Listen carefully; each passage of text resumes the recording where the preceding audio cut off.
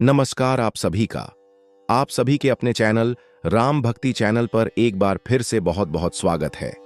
हम ईश्वर से यही प्रार्थना करते हैं कि आप और आपके परिवार के सभी सदस्य स्वस्थ और सुरक्षित हों। इसी मंगल भावना के साथ आइए बढ़ते हैं आज के इस विशेष और दिव्य विषय की ओर।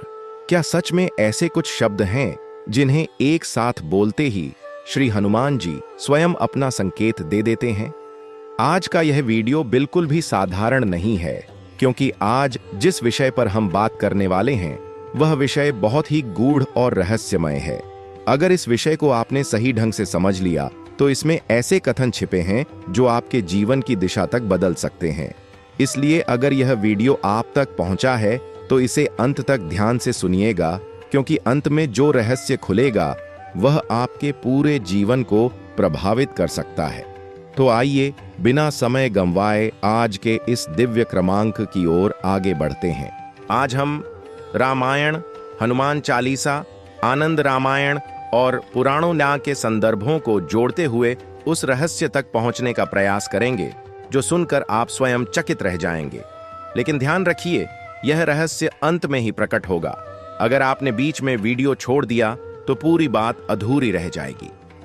अब प्रश्न यह उठता है कि यह दावा आया कहां से कि अगर कुछ विशेष शब्दों को एक साथ बोला जाए तो भाग्य तक बदल सकता है। आजकल आपने ऐसे कई वीडियो देखे होंगे जो कहते हैं बस यह कर लो, बस ये बोल लो और चमत्कार हो जाएगा। लेकिन आज के इस क्रमांक में हम भावनाओं से नहीं, शास्त्रों के संकेतों से बात करेंगे। सबसे पहले जान लेते हैं हनुमान जी स्वयं अपने बारे में क्या कहते हैं। वाल्मीकि रामायण में हनुमान जी कहते हैं, दासो हम कौशलेंद्रस्य, अर्थात मैं प्रभु श्री राम का दास हूं। यह एक वाक्य हनुमान जी की पूरी पहचान खोल देता है। हनुमान जी कभी यह नहीं कहते कि मुझे पुकारो, वे हमेशा कहते हैं श्री राम को पुकारो। यहीं से हमें पहला संकेत मिलता है। अब आइए हनुमान चालीसा की उस चौपाई की ओर बढ़ते हैं जहां एक गूढ़ रहस्य छिपा हुआ है। श्री राम द्वारे तुम रखवारे, होत न आज्ञा बिनु पैसारे। इसका सीधा अर्थ है, जहां प्रभु श्री राम का नाम है वहां हनुमान जी स्वयं उपस्थित होते हैं।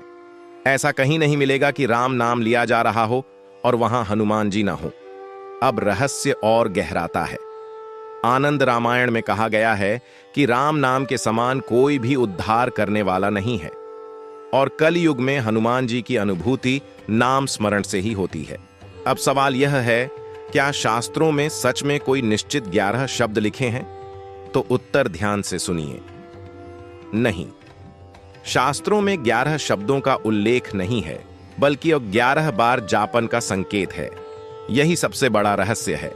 अब जान लेते हैं आपको करना क्या है। इसके लिए शास्त्रों में 2 मार्ग बताए गए हैं। पहला मार्ग यह है, प्रभु श्री राम के नाम का स्मरण। जहां जहां राम नाम लिया जाएगा वहां वहां हनुमान जी की अनुभूति होगी। आप प्रभु श्री राम के 11 नामों का शांत मन से, श्रद्धा के साथ पाठ कर सकते हैं। दूसरा मार्ग यह है, प्रभु श्री राम के किसी एक प्रिय नाम को चुनिए और उसका कम से कम 11 बार जाप कीजिए। 11, 21, 108 या जितना मन करे, क्योंकि शास्त्र शब्दों की संख्या नहीं, भाव की गहराई में आप देखते हैं। जो व्यक्ति पूर्ण श्रद्धा, एकाग्रता और निस्वार्थ भाव से राम नाम का जाप करता है, उसके जीवन में हनुमान जी का मार्ग स्वयं प्रशस्त हो जाता है। हनुमान जी स्वयं कहते हैं, जहां राम नाम का प्रकाश है वहीं मैं हर्षित होकर उपस्थित रहता हूं। अब यहां यह समझना बहुत जरूरी है कि प्रकट होना हमेशा आंखों से दिखना नहीं होता।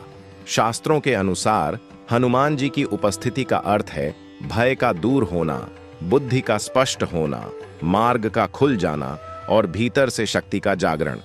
यही हनुमान जी की सच्ची कृपा है।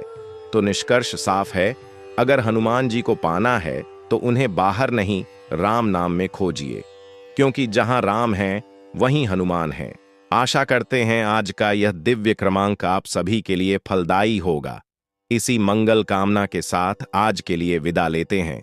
अगर आपको वीडियो पसंद आई हो तो लाइक और चैनल को सब्सक्राइब जरूर कर लेना, जिससे आप तक ऐसी ही दिव्य जानकारी पहुंचती रहे।